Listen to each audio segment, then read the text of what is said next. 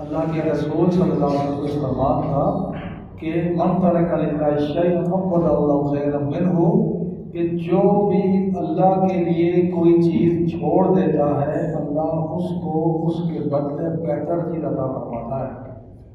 وہ عورت عزیز مصر کی بیوی کہ جس نے سارے دروازے بند کر دیے اور یوسف علیہ السلام کو برائی کی دعوت دی، یوسف علیہ السلام نے انکار کیا تو کہا کہ میں آپ کو جیل ڈال دوں۔ کہا کہ جیل جانا گوارا ہے، قید میں جانا گوارا ہے، مگر اللہ رب العزت کی نافرمانی نہیں کروں گا، اور جس کے گھر میں رہ رہا ہوں، جس کے گھر میں نے کھایا ہے، تو میں کیسے اس میں دیانت کروں؟ یہ تو میرے مالک کا گھر ہے، آپ اس کی زوجہ ہیں، بیوی ہیں، میں یہ گناہ کا کام نہیں کروں گا، یہ برائی نہیں کروں گا، یہ بددیانتی نہیں کروں گا۔ تو عورت نے ان کو جیل ڈال دیا۔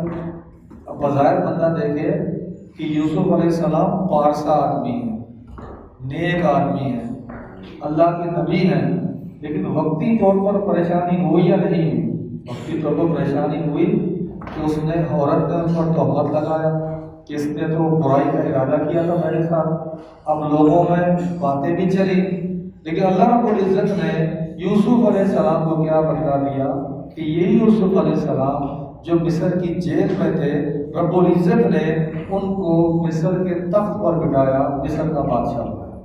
تو یہ معنی رسول اللہ صلی اللہ علیہ وسلم کا فرمان کیا ہے کہ من ترک للہ شیئا عوضہ اللہ خیرا منہ، کہ جو اللہ کے لیے کوئی چیز چھوڑ دیتا ہے اللہ رب العزت اس کو اس کے بدلے بہتر چیز عطا فرماتا ہے۔ سیرۃ اعلام النبلاء کے اندر علامہ ذہبی رحمۃ اللہ علیہ قاضی فضیل کا ایک واقعہ بیان کرتے ہیں۔ وہ فضیل وقت کا ایک برا آدمی تھا، ایک ڈاکو تھا، ایک بدکردار انسان تھا۔ اس کے اور ایک عورت کے ساتھ تعلقات کے تھے، تو فرماتے ایک دفعہ وہ اس کے گھر بھگا کر چلا جاتا ہے، تو اس عورت کے پاس وہ جاتا ہے تو کوئی قرآن پڑھ رہا ہوتا ہے۔ قرآن میں اللہ رب العزت کا فرمان اس کے کانوں میں آتا ہے اور کانوں سے لگ کر اس کے دل کو چھو لیتا ہے۔ وہ فرمان کیا ہے؟ أَلَمْ يَعْنِ لِلَّذِينَ آمَنُوا أَن تَخْشَعَ قُلُوبُهُمْ لِذِكْرِ اللَّهِ، کیا اہل ایمان پر ابھی تک وہ وقت نہیں آیا کہ ان کے دل اللہ کے خوف سے لرز اٹھیں، کانپ اٹھیں؟ ابھی تک ان پر یہ دن نہیں آیا؟ تو جیسے ہی اللہ رب العزت کے فرمان سنتے ہیں وہیں ان کے قدم رک جاتے ہیں اور زبان سے ایک جملہ نکلتا ہے، بلا یا ربی، ہاں ہاں اللہ وہ دن آج پہنچا ہے، اور یہ جا کر اللہ رب العزت سے اپنے گناہ کی معافی مانگتے ہیں، توبہ طائب ہوتے ہیں کہ آئندہ سے اس زندگی کو میں چھوڑ دوں گا، اس برائیوں کو سب کو میں نے چھوڑ دیا، اللہ تیرے لیے چھوڑ دیا۔ تو رب العزت نے اس کو بدلہ کیا دیا؟ یہ فضیل جو وقت کا ایک بد کردار برا آدمی تھا، رب العزت نے اس کو وقت کا بہت بڑا عالم اور محدث بنا دیا۔ یہ معنی رسول اللہ صلی اللہ علیہ وسلم کا فرمان کا ہے کہ من ترک للہ شیئا عوضہ اللہ خیرا منہ، کہ جو اللہ کے لیے کوئی چیز چھوڑ دیتا ہے اللہ رب العزت اس کو اس کے بدلے بہتر چیز عطا فرماتا ہے۔ تو بنیادی چیز جو انسانوں کی کمزوری ہے نا، وہ ایک تو اس کا کردار ہے کہ وہ اپنے سب سے پہلے اپنے کردار کی اصلاح کرے، دوسرا معاشرے کے اندر وہ لوگوں میں جوڑ کا کام کرے، توڑ کا کام نہ کرے۔ اور بکر صدیق رضی اللہ عنہ کے بارے میں لوگ کہتے ہیں، ابن علیہ کا قول ہے جسے ابن رجب میں رجب رحمہ اللہ نے جامع العلوم حکم میں تو نقل فرمایا، وہ کہتے ہیں کہ ما فاق ابو بکر اصحاب رسول اللہ صلی اللہ علیہ وسلم صوم ولا صلاۃ، تو ابو بکر کی جو فضیلت تھی نا صحابہ رسول صلی اللہ علیہ وسلم میں، یہ بھی نماز روزے کی وجہ سے نہیں تھی کہ یہ دوسروں سے زیادہ روزے رکھتے تھے یا دوسروں سے زیادہ یہ نمازیں پڑھا کرتے تھے، نہیں، کہتے ہیں وَلَٰكِنْ شَيْئًا كَانَ فِي قَلْبِهِ، اگر ایک چیز تھی جس کی وجہ سے ان کا نمبر 1 تھا، اور سے آگے تھے، یعنی کہ اوروں کی یہ چیز اوروں میں بھی تھی، ان کی کوالٹی کچھ اور تھی، بولا کہ شیئن کانا میں قلبی ہی، مگر ایک چیز تھی جو ان کے دل میں تھی۔ کون سی چیز تھی؟ جس کی وجہ سے اصحاب رسول صلی اللہ علیہ وسلم میں سب سے زیادہ یہ قائد تھے، یہ پہلے نمبر تھے، یہ سب سے زیادہ آگے تھے۔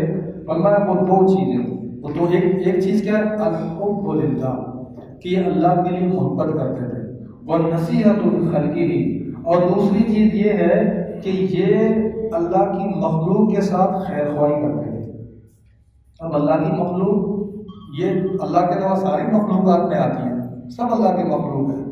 تو انسان ایک تو یہ ہے کہ انسان یعنی صلہ رحمی کرے، رشتے ناطے جوڑے، اور دوسری بات یہ ہے کہ جو عام طور پر ہم دیندار لوگوں میں آتا ہے وہ ہے عجب، وہ ہے گھمنڈ، کہ میں سب سے زیادہ نیک ہوں، باقی کسی کی کمزوری، کوئی گناہ کرتا ہے بندہ فوراً جو ہے نا اس کو اپنے سے انتہائی زیادہ دور اور انتہائی زیادہ کمتر سمجھتا ہے۔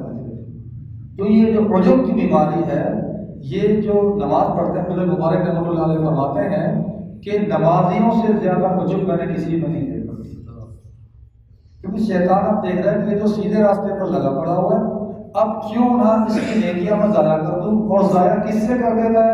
عجب کے ذریعے سے، گھمنڈ کے ذریعے سے، کہ دوسروں کو اپنے سے، جو گنہگار ہیں، جو عام مسلمان ہیں، ان کو اپنے سے کمتر جاننا، کس اعتبار سے؟ عمل کے اعتبار سے اپنے آپ کو فائد جاننا اور دوسروں کو اپنے سے کمتر جاننا۔ تو میرے دوستوں، یہ بہت بڑی بیماری ہے ہمارے معاشرے میں، ہمارے اندر موجود ہے۔ ہم لوگ ایک ایسے نبی کے ماننے والے ہیں جس نے لوگوں سے پیار کرنا سکھایا۔ یہ بہت بڑا پہلو ہے رسول اللہ صلی اللہ علیہ وسلم کی زندگی کا۔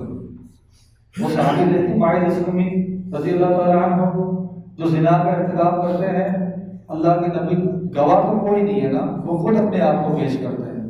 اللہ کے نبی تعالیٰ کے سامنے آئے، کہا کہ مجھ سے غلطی ہو گئی ہے۔ نبی اللہ کے نبی صلی اللہ علیہ وسلم اپنا رخ مبارک پھیر دیتے، پھر سامنے ادھر آ جاتے ہیں، پھر پھیر دیتے، پھر سامنے آتے ہیں، پھر مڑ جاتے ہیں۔ اس سبب 4 مرتبہ اللہ کے نبی صلی اللہ علیہ وسلم کے سامنے آتے ہیں۔ پھر اس کے باوجود بھی رسول اللہ فرماتے ہیں، یار تم نشے میں تو نہیں ہو؟ صحابہ کو جا کے اس کا منہ تو سوکھو، یہ سب کیا ہے؟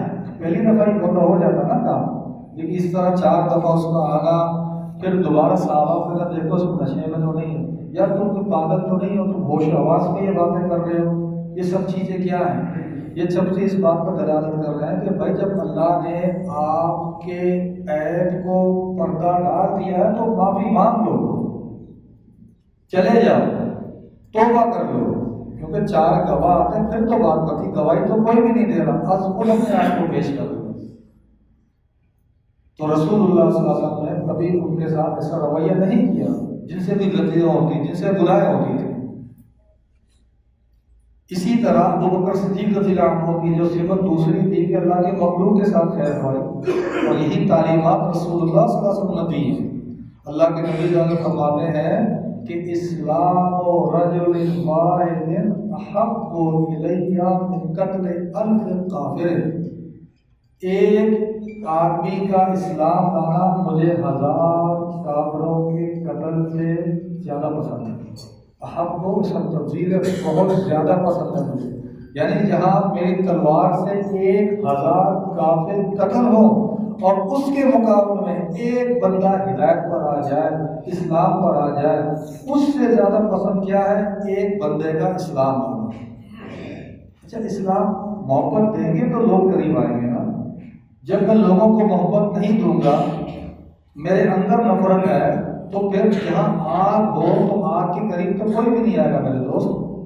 اس نفرت کو جب بندہ نکال دے، اس عجب کی بیماری سے بندہ جب دور ہو جائے گا تو لوگ اس کے قریب آئیں گے، اسے خود بھی چیزیں اچھی لگیں گی اور ہر چیز اس کو اچھی لگے گی۔ جب خود اندر آگ جلی ہوئی ہے تو پھر میرے بھائیوں، اس لیے انسان کو کوئی چیز اچھی نہیں لگتی، تو بندہ معاف کرے، درگزر کرے، لوگوں سے محبت کرے، تو پھر جو ہے نا کام بنے گا اس کا، پھر اسے مزہ آئے گا۔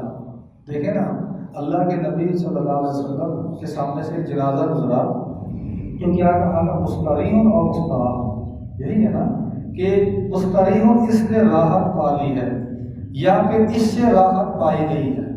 اس نے راحت پائی ہے یہ تو اچھی بات ہے کہ دنیا کی تکلیفوں سے اس کی جان چھوٹ گئی. اس سے راحت پائی گئی ہے یہ بات درست نہیں ہے. ایسا اللہ ہمیں اور ہمارے کثیروں کو نہ کہ لوگ یہ گمان کریں کہ یار یہ چلا جائے تو ہماری جان چھوٹ جائے, یہ مر جائے تو بندہ خوش ہو جائے اچھا ہماری جان چھوٹ گئی, اس کے شر سے ہم محفوظ ہو گئے. ایسے نہیں ہونا چاہیے انسان کا کردار.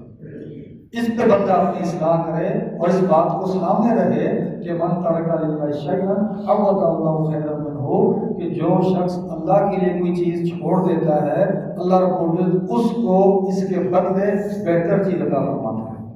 تو یہی چند گزارشات تھیں, زیادہ ٹائم آپ کا میں نہیں لیتا. اللہ تعالیٰ سے دعا کہ جو کچھ میں نے کہا آپ نے سنا, اللہ میرا کہا آپ کا سنا قبول فرمائے. اللہ تعالیٰ ہم سب کے لیے آسانیاں فرمائے. اللہم وفقنا ما تحب و ترضى. اقول قولی هذا